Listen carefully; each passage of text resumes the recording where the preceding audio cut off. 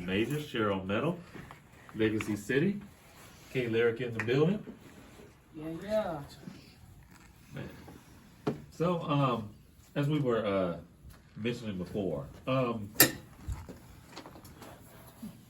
you using music as a part of your therapy in a way. Explain to people Yeah. that. So I feel like before, well, I'm not even gonna say before. Even in the midst of me choosing music and deciding that that was really a passion that I had, I was doing it kind of like as a how I put it, like it was kind of like insight. Yeah. I would use it to put my emotions, cause I was real quiet growing up. You know, and I grew up with like people pleasing tendencies, you know what I'm saying? So I didn't really put off much anger or much disappointment or anything like that. Yeah. I kind of kept it to myself. So I would use like writing as a way to cope with that, and also to, you know, break away from reality as well. Yeah. But more so to actually, you know what I'm saying, absorb it all in and to self-reflect and stuff like that. Well, like I said earlier, thank you No problem. for taking the time to, you know, put words to paper and to explore your musical aspects. Like I said, hopefully it's helping in your therapy, but we also get to hear your expressions and your viewpoints and everything. So thank you for that. Oh yeah, for sure. When was the first project that you put out? First project I put out was 2019. I had dropped my first mixtape. It was called Where My Journey Lies. Backstory behind that, I went through psychosis for the first time. Okay. And then 2-3 months afterwards, my grandma ended up dying. And this is a grandma that I lived in the house with her every day. Oh, like, yeah. Yeah, so that, it was just a crazy time for me. And I was also, you know, things were being brought to light far as like religion and spirituality as well. So when I was actually admitted, it was murals on the wall, and they had quotes. And one of them on one side was basically saying, where your journey lies, basically saying that it's not the destination, but the process. Right. So I kind of just took that, and you know, I rode with it, and that was my first project, mixtape. Awesome. How many tracks were on it when it was released? It was over 10 for sure. Probably Okay. probably like 12 songs, and they were just I kind of took the Lil Wayne approach, just using beats that was already, you know, out and popular. Throw some D's, Lil Wayne, Me and My Drink, things like that. Yeah. Popular beats from back then when I was growing up all the way up into the present. Yeah. And just, you know, was writing to them, you know, just venting, processing my spiritual journey, my mental sufficiency, and everything else. Yeah. So yeah. How was the reception of that when it was released?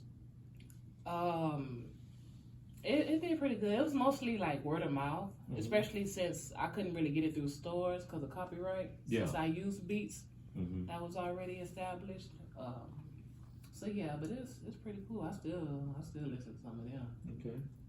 Yeah. And from there, which led into your next project, which was the name of that project. Well, after that, I actually dropped a single called "You Don't Know Me," and I think that was like 2020, and that was basically it was just a little something to drop, you know, just to get me in the flow of actually dropping, because for me, I always was right, and then I got to the point to where, okay, now I need to record. Yeah. So now I write, then I record, and then they'll just sit in my phone or in my files. You know what I'm saying? Yeah. So until I met Legacy, I didn't know how to officially release music. Mhm.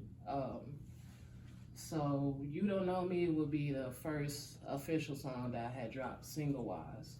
Okay. Yeah. And now that led up into your EP, Mhm. Transparency Hurts. Yes. How's that process? Working on that EP and Yeah. seeing it come release to people. It was cool. It was real cool. Legacy helped me out with that as well. I had some songs that was, of course, all my songs is in the pocket. So I brought some songs that was in the pocket, and then I also worked on some songs in the process as well. Then I kind of just picked the mood that I want and like a theme, and right then I was just like, transparency hurts, because I was going through a time where I felt like it was hard being vulnerable. Yeah. But at the same time, I feel like us being vulnerable and transparent with each other is the best way to go. Yeah. So I named it Transparency Hurts, and that was basically me just once again processing the spiritual and physical aspects of this world we live in. That's crazy. And basically just trying to let people know that it's okay, even though I know it's things that we got to worry about outside of ourselves. Yeah. For some reason, I just feel like this ain't how it should be. It's really not how it should be. So yeah. That's what's up. And then leading up to BBB, which you released earlier this year. So yeah. Fun video, by the way. Shouts out to Dice on that one. Oh yeah, shout out to Dice for shooting that. I had a real good time. And shout out to my best friend Shady, which was the girl that was featured in it. But yeah, BBB, that basically made that. I get a lot of people on Instagram once they find out I do music that producers would send me beats to my emails. And I just happened to be one of the beats I had found. And once I found it, I was like, ooh, I like this. Like, I gotta do something with this. Because I don't just hop on any type of beat. Like, it has to speak to me some type of way. Oh, yeah. And I gotta be able to speak back to it. If I can't speak back to it, I'm not gonna rush it. I'm not gonna force myself.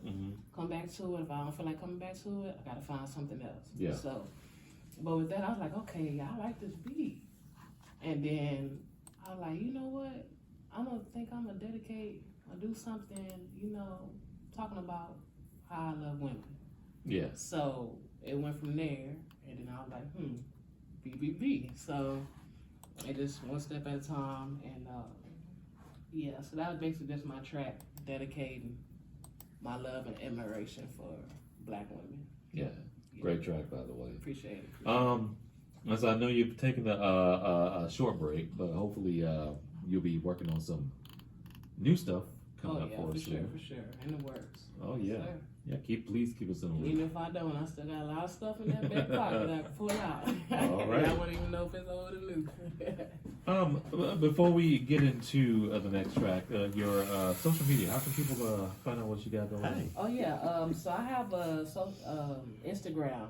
You can follow me at official_KLyric, which would be official_ and then KLYRIC. And that's how you can hit me up. K Will, which would be KAE space WIL. That's my Facebook. Okay. And that's usually the two platforms I be on. TikTok. I don't even gotta look at my TikTok, man. But yeah, just KLyric, you'll be able to find me. That. Yeah. Man, we appreciate you coming through, and Appreciate please keep us in mind when you release some more stuff. Oh yeah, for sure. Hey y'all, stay tuned. We've got more coming up in this block of music. We have the latest from Obex, plus a track from Houston's own John Black. But let's go ahead and get into KLyric with BBB. Do not go anywhere, y'all. More coming up. It's the Urban Suite, KSYM, San Antonio College Radio.